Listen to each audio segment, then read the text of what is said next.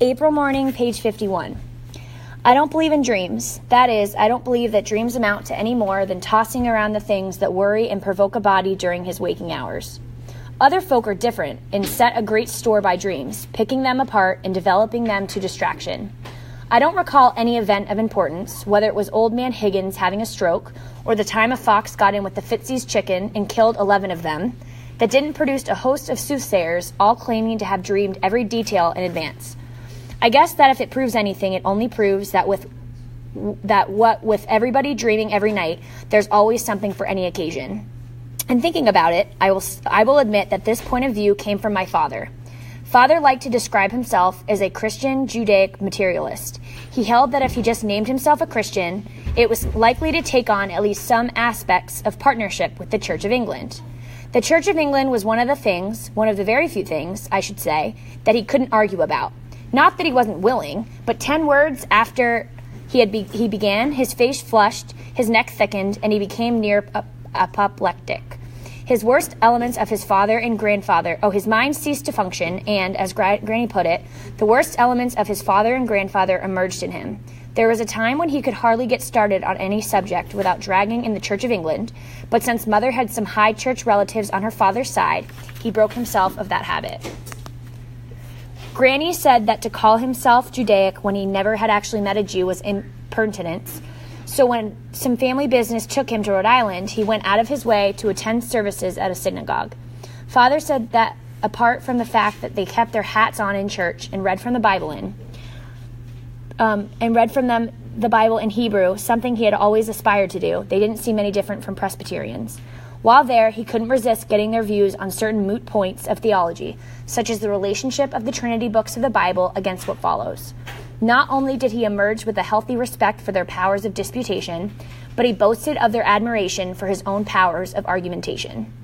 As for the materialism, Father held it was the only way to counter superstition properly, and high among the various superstitions that were an anathema to Father was the so-called interpretation of dreams. I remember an argument he had with Jonas Parker. Ever since Jonas Parker had been elected captain of militia for the township, things went less than smoothly between himself and my father. Father taking the point of view that the chairmanship of the committee had precedence over all the other titles of authority. Jonas Parker, with some justice on his side, said that a military situation demanded that the command of the militia be the supreme command at the moment of military crisis. You can imagine how my father rose to this. He hated all things military and immediately accused Parker of desiring the prime goal of the enemy to turn us into a garrison state. The argument was hot and heavy, with no clear-cut decision. Father awaited his moment.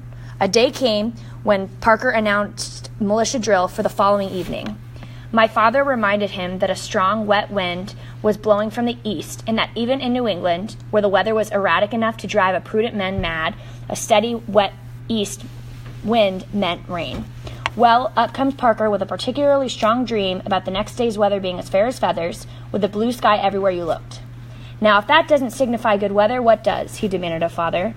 A dry west wind, Father replied. It rained that night and for the 2 following days, and Father had a time rendering every theory of dreams into shreds.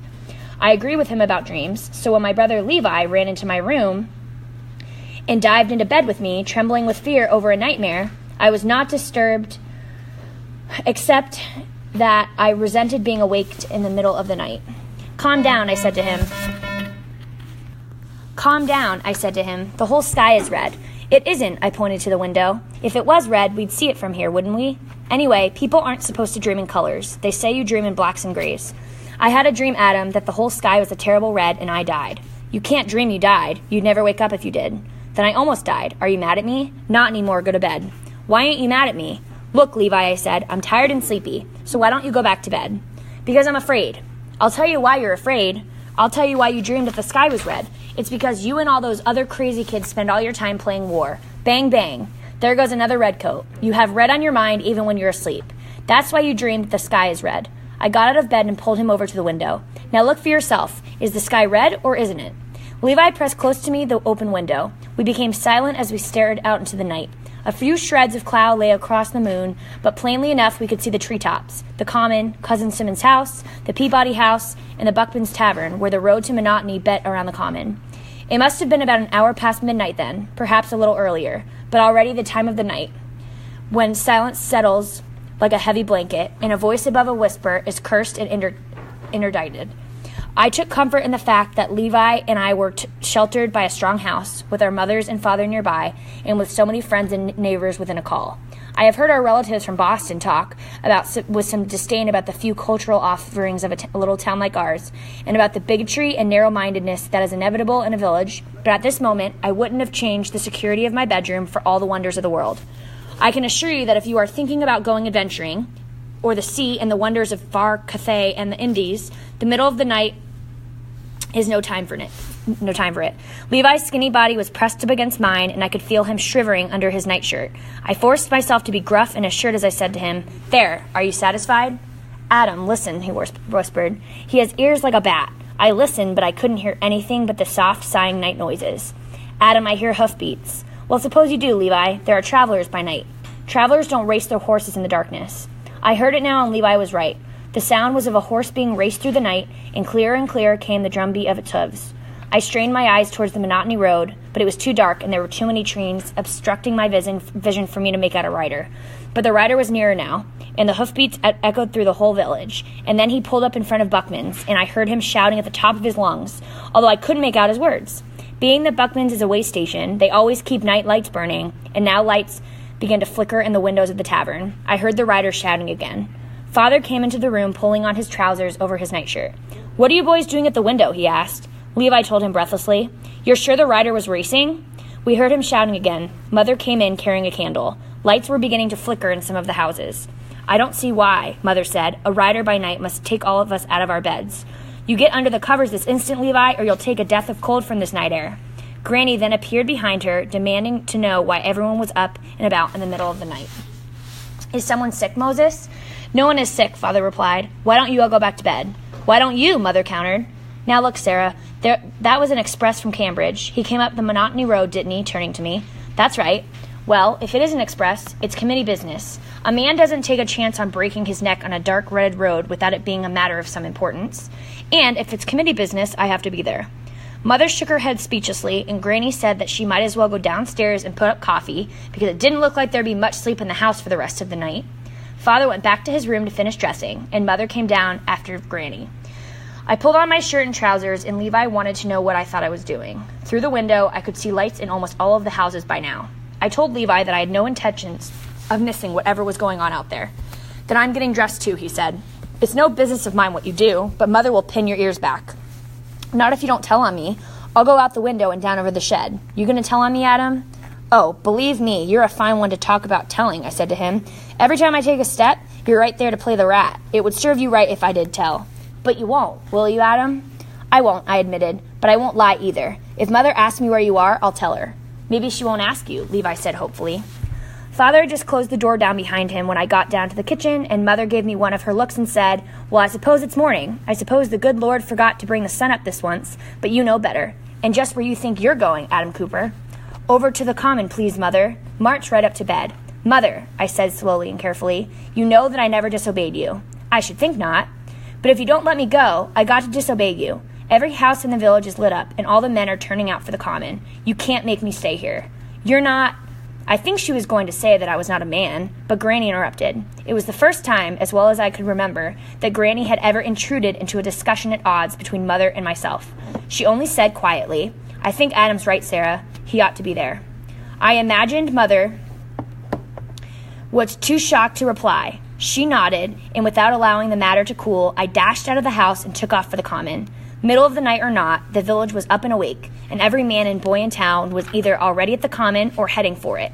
When I reached there, a crowd had formed around the rider, packed around his horse about 10 deep, and you could see from the way he sat on his saddle, proud as a king, that he was enjoying the attention. As far as we were concerned, he was the most important man in New England, important enough to make my father and Jonas Parker and the Reverend, the three of them at the horse's head, wait until he had finished draining a mug of beer that someone had passed up to him. When he finished the beer, he wiped his mouth with his sleeve and indicated his willingness to continue. He was a young fellow, and I noticed what a handsome pair of black riding boots he sported. By then I had warmed my way into the crowd. I had also gathered, from the talk around me, that he rode a warning express, that the British had marched out of Boston and that a great army of them were headed this way, up from Charleston to Cambridge and then on to Monotony. I didn't believe it, not at first. For months and months, the talk had been that the British would send a force into our townships to put an end to the militia drilling in the committee organization, but they never did. And somehow we had accepted the fact that they never would, and that all the hot talk would simmer down, and that there would be a meeting of minds, what my father called an intelligent and equitable settlement of all the points of dispute. Yet here was a writer telling us that a British army was coming. Now, just one thing, my father was saying to him. Just one thing. What time did they start? I told you they were getting into the boats to cross the Charles at 10 o'clock. That's 3 hours ago. Did you wait until they crossed the river? How long did it take them? I waited until the first of them set onto dry land. I did, and they were forming up on the Monotony Road. We just decided not to wait any longer. Well, what time was it then? Parker demanded. Heavens to Holland, mister. What did you expect us to do? Build a fire so we could read our clocks? All they had to do was catch sight of us, and that would be the end of any of my hope being here. Then you don't know what time they got across the river? Well, just how long does it take an army to cross a river, mister? That's what we're asking you, my father said, with unusual patience. I don't know, which is why I'm telling you. Did you come straight here? The Reverend asked. By the Lord I did, hell for leather, and I like to broke my neck on that pitch-black road. I'm here, ain't I? But I can't sit here all night. There was 4 of us, and one took off for Medford, the other for Brookline, and the third down to Watertown. You see, the meaning of it was that, one road or another, they'd be going to Concord where the stores are. Someone played the dirty rat and informed that the committees were stashing away whatever they could to put their hand on at Concord, so however they're coming, you can believe me that Concord is where they're headed at. But they wouldn't need an army for that, my father protested. They wouldn't need an army just to confiscate the supplies at Concord. Don't argue with me, mister, please. Only how many troops? Parker insisted. Don't you see that we've got to know? Mister, it was nighttime, and we were hiding. Do you want me to count them? 1,000, 2,000? 1,000 at least, maybe 2,000, maybe more. They had a line of boats stretching across the river, and every boat packed full of redcoat soldiers. That's all I know. Now, make way for me. Let go of my reins, mister. The crowd opened up for him, and he spurred his horse. He was a good rider, but wild and careless. He saw the common rail at the last minute and jumped it, sailed over it light as a feather, and then rode hallooing and shouting down the highway towards Concord. After the rider had departed, the Commons showed signs of becoming the liveliest debating area in all of New England. The central argument involved the committeemen and the militia officers and the reverend, who was torn between the committee and the militia on one hand and God and the church on the other. The secondary arguments involved the male citizens who supported one faction or the other. The final arguments were mostly between mothers and their children, involving the chill of the night air, the general lack of decent attire, and the effects of the loss of sleep. Along with these 3 major areas of dispute, there were many sub-areas where tempers ran high, individual duels between man and his wife, mother and daughter, father and son, all of it adding up to the briskest night scene I recollect in all of my life. A dozen sputtering pine torches lit up the scene and gave it quality. At the center of this dispute were 4 positions. Jonas Parker wanted an immediate muster of the militia. Since we had stored a hogshead of powder and another of lead shot in the cellar of Buckman's tavern, Parker suggested that as our mustering point. Mr. Buckman agreed nervously. Everyone could see that his mind was oppressed with the question of whether each man would pay for food and drink consumed or whether it would be billed to the committee. Things billed to the committee had a way of being written off with a noble gesture, and there's nothing that can be destructive and disturbing to a small businessman as a noble gesture. My father, on the other hand, resisted a militia muster. It was incumbent upon him to take an anti-militarist position, and he bolstered his argument by suggesting the dangers of arming every sleepy citizen in the vicinity. Someone was bound to get hurt. Instead, he pressed for a committee meeting in the church. If a redcoat army really was moving up the Monotony Road, it couldn't move at much better than a snail's pace in the darkness, and we had plenty of time, and there was no reason to lose our heads and jump to any wild conclusions. The Reverend's position was that before we did anything, we should check the facts.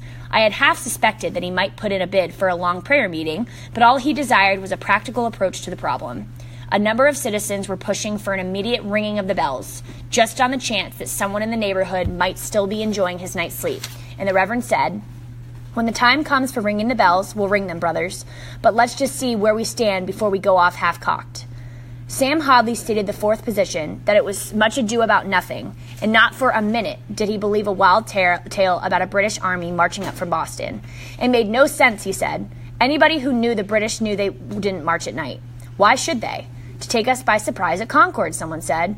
What kind of surprise when it's got to be dawn before they're halfway there? The point I just want to make, the Reverend said, is this. Just for the sake of argument, suppose there is an army of 1,000 men bound this way. Now that puts the question up to us, doesn't it? The muster roll of the committee adds up to 79 men, providing nobody's sick or absent. Now, it's all very well to talk about our rights, but just when are we going to do with our 79 men facing 1,000? Good heavens, brothers, it's not like we had experience in this line of work.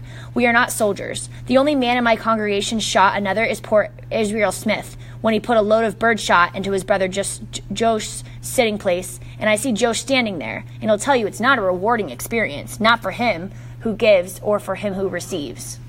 I say amen to that, Josh Smith agrees. If he had only put it a little differently, the Reverend would have had my father on his side. There was nothing my father loved better than an appeal to reason, and a nice point of logic just melted in his mouth. But somewhere in the Reverend's words, there was an implication of incompetence and even of cowardice. My father was just unreasonable enough to talk down the militia and defend the committee in the same breath. And though militia and committee were composed of exactly the same 79 men, my father made a sharp distinction between them. The one he held was a quasi-military body, and nothing he felt adds to man's foolishness as much as playing soldier. The committee, on the other hand, was a tribunal dedicated to unity, justice, and the rights of man, to use my father's own words, the finest form yet known in man's response to the call of his destiny. I admit this description is flowery and a bit strong for anyone who had met our committee face to face, but my father loved the committee and cherished it. But when the Reverend came straight out with his doubts concerning the odds, 79 to 1,000, my father was caught on the twin horns of principle and militarism. Later that same night, Cousin Simmons remarked on my father's response. Cousin Simmons blamed the Reverend for lack of faith and noted that when the Reverend should have been invoking Gideon, and the Lord said unto Gideon, the people that are with thee are too many for me to give them Midianites into their hands, lest Israel vaunt themselves against me, saying, mine own hand hath saved me. He was instead meddling with the most temporal matters, namely the practical odds in a fight. Father must have had the same thought in mind, and in any case, the principle waved like flag. Reverend, he said, with all defense to your experience as a man of the cloth, you seem to have missed the point. How? The Reverend demanded. Everyone on the common perked up. Until now, the argument had been compounded out of confusion, uncertainty, and disbelief. But the ringing note in his voice, a tone Father reserved for the higher disputation, informed everyone that Moses Cooper stood firmly on a principle.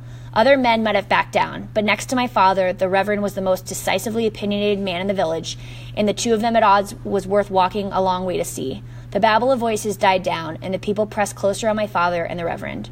Well, sir, Father said, let me take up the way you put it so that we understand the situation. Like yourself, for the sake of argumentation, I will assume that an undisclosed number of British troops have been ferried across the Charles River and are now making their way in the direction of this village. Granted?